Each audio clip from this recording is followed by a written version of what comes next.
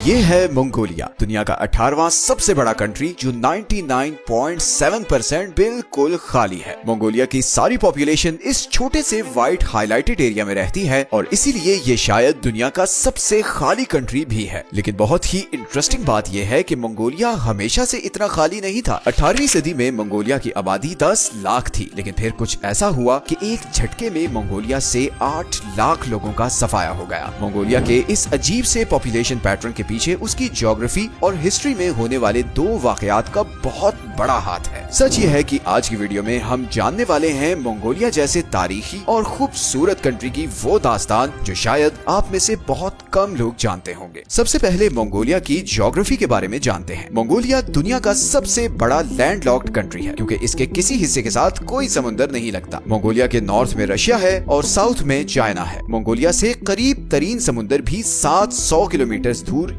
Yellow सी है और यही वजह है कि इंडियन और पैसिफिक ओशन से आने वाली मॉनसून विंड्स बहुत कम यहाँ तक पहुँचती हैं और इसी वजह से मंगोलिया की सारी सदर्न साइड पर रेगिस्तान है और यहीं पर एशिया का सबसे बड़ा और दुनिया का 5वां सबसे बड़ा गोबी डेजर्ट भी है। ये रेगिस्तान अपने आप में एक बहुत बड़ी मिस्ट्री है। यहाँ पर एक्सट्रीम मौसम होता है। सर्दियों में टेम्परेचर -38 डिग्रीज तक गिर जाता है और गर्मियों में 42 डिग्रीज तक पहुँच जाता है। यही गोबी डेजर्ट मंगोल एम्पायर का स्ट्रेटेजिक सेंटर भी रहा है। चंगेज खान की सारी मिलिट्री कैंपेन्स इसी रेगिस्तान से बाकी दुनिया को जाती थी और इन्हीं टफ कंडीशंस की वजह से मंगोल वॉरियर्स दुनिया में सबसे टफ और खूनख्वार माने जाते थे। गोबी डेजर्ट के बारे में ये भी मिथ मशहूर है कि चंगेज खान इसी डेजर्ट में कहीं दफन है। इस सदर्न साइड के खुश्क होने की एक बहुत बड़ी वजह ये भी है कि मंगोलिया हर तरफ से बहुत ऊंची माउंटेन रेंजेस में घिरा हुआ है। इधर साउथ में हिमालयाज और फिर ये कुनलन माउंटेन रेंज है जो इस तरफ से आने वाली बारिश की हवाओं को रोकती है। इसी तरह वेस्टर्न साइड पर एल्टाई माउंटेन रेंज है जो वेस्टर्न साइड से आने वाले बादलों को रोकती है। तो अब होता यह है कि सदर्न और वेस्टर्न साइड से आने वाली हवाएं इन ऊंचे पहाड़ों पर ही बारिश बरसाती हैं और मंगोलिया की वेस्टर्न और सदर्न साइड पर बस खुश्क और ठंडी हवा ही पहुंचती है और इसीलिए ये जो वेस्टर्न और सदर्न मंगोलिया है ये रहने के काबिल ही नहीं है और हमेशा से ये ऐसे ही खाली रहा है। अब आते हैं नॉर्दर्न साइड की तरफ। यहाँ पर 3 माउंटेन रेंजेस हैं। एक है खौफ्सगोल माउंटेन रेंज, उसके नीचे है खानगाई माउंटेन रेंज और फिर ईस्टर्न साइड पे है खेंटी माउंटेन रेंज और ये तीनों माउंटेन रेंजेस मिलकर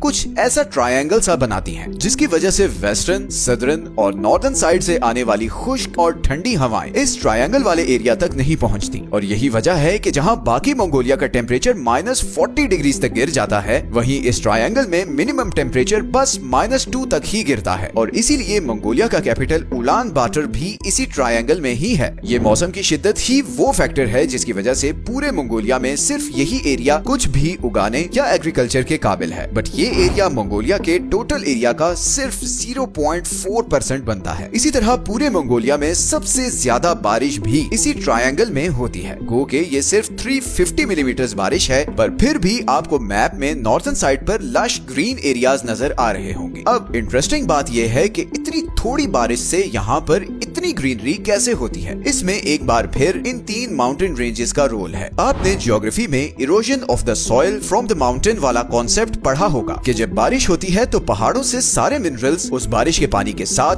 नीचे वैली में आ जाते हैं जिससे नीचे वैली की मिट्टी बहुत ज्यादा फर्टाइल हो जाती है। ऐसा ही कुछ इन 3 माउंटेन रेंजेस की वजह से होता है और इसीलिए आपको यहाँ ये लश ग्रीन एरिया नजर आ रहा है। तो अभी तक तो हमने देखा है कि कैसे ज्योग्राफी की वजह से मंगोलिया के सिर्फ 0.3% एरिया पर सब लोग रहते हैं, लेकिन मंगोलिया के इतना खाली होने की एक और वजह ये भी है कि यहाँ पर इन जनरल पॉपुलेशन ही बहुत कम है। लेकिन इसकी क्या वजह है? हालांकि वीडियो के शुरू में मैंने आपको बताया था कि 18वीं सदी में मंगोलिया में 10 लाख लोग रहते थे मगर फिर एकदम 8 लाख लोग मतलब मंगोलिया की 80% पॉपुलेशन खत्म हो गई और सिर्फ 2 लाख लोग बच गए और तब से लेकर आज तक मंगोलिया की पॉपुलेशन ग्रोथ वो रेट अचीव नहीं कर सकी जो 18th सेंचुरी में था। तो आखिर ऐसा हुआ क्या था 18वीं सदी में? ये कहानी शुरू होती है साल 1200 से जब मंगोलिया कुछ ऐसा दिखता था और यहाँ पर चंगेज खान का राज था और ये राज पैसिफिक से कैस्पियन सी और रशिया से लेकर तिब्बत तक फैला हुआ था। लेकिन फिर चंगेज खान के मरने के बाद ये पूरी मंगोल एम्पायर छोटे छोटे पार्ट्स में बट गई। अब मंगोल्स बरसों वॉर्स और खून खराबा करके के थक चुके थे और वो अमन की तलाश में थे। और ये वही टाइम था जब बुद्धिज्म इधर इंडिया से फैलता हुआ इधर सेंट्रल एशिया तक पहुंच चुका था। बहुत सी मंगोल एम्पायर्स बुद्धिज्म से इम्प्रेस होकर उसे इम्ब्रेस करती गयी। आज का मंगोलिया जो उस वक्त जंघार डिनेस्टी के कंट्रोल में था, वहाँ भी बुद्धिज्म तेजी से फैलने लगा और ऐसे ही कई 100 साल गुजर गए। फिर 1636 में इधर north eastern Chinese province Manchuria में चिंग डिनेस्टी की शुरुआत हुई। चिंग मंगोलों के खून के प्यासे थे क्योंकि बरसों मंगोलों ने उन पर राज किया था और उनकी जमीन भी हथियाई थी। अगले सिर्फ 50 सालों में ये चिंग डिनेस्टी नॉर्दर्न चाइना और सदर्न मंगोलिया को कॉन्कर करते हुए इधर जंघार डिनेस्टी के बॉर्डर तक पहुंच गई। जंघार डिनेस्टी इस वॉर के लिए रेडी नहीं थी क्योंकि इतने साल बुद्धिस्ट आइडियोलॉजी में गुजारने के बाद वो किसी भी वॉर के लिए रेडी नहीं थे और इसीलिए 1755 से 1757 के बीच चिंग डिनेस्टी ने जंघार डिनेस्टी को लगातार वॉर्स में शिकस्त दी और 8 लाख लोगों को मार डाला। इस वाक़ये को आज भी जंघार जेनोसाइड के नाम से जाना जाता है। इसके बाद मंगोलिया पहले चिंग डिनेस्टी और फिर सोवियत यूनियन के कंट्रोल में रहा, मगर उसकी पॉपुलेशन ग्रोथ दोबारा कभी रिकवर नहीं कर सकी और जाहिर है इसकी एक वजह तो 8 लाख लोगों का मारा जाना था और दूसरी वजह थी बुद्धिज्म। मंगोलों में बुद्धिज्म अडॉप्ट करने का सबसे बड़ा नुकसान ये हुआ कि हर 3 में से एक मर्द मंक बन जाता था और वो सारी जिंदगी शादी नहीं करता था। गो के सोवियत यूनियन ने बहुत सी पॉलिसीज से इस बर्थ रेट को बढ़ाने की बहुत कोशिश की और वो बहुत हद तक कामयाब भी हो गया। शादीशुदा कपल्स को कैश फंड और कुछ केसेस में तो घर भी दिए जाते थे और इसी वजह से वर्ल्ड वॉर 2 के बाद से मंगोलिया में बर्थ रेट लगातार बढ़ता गया है। लेकिन फिर भी मंगोलिया को जो घाव 18th सेंचुरी में लगा था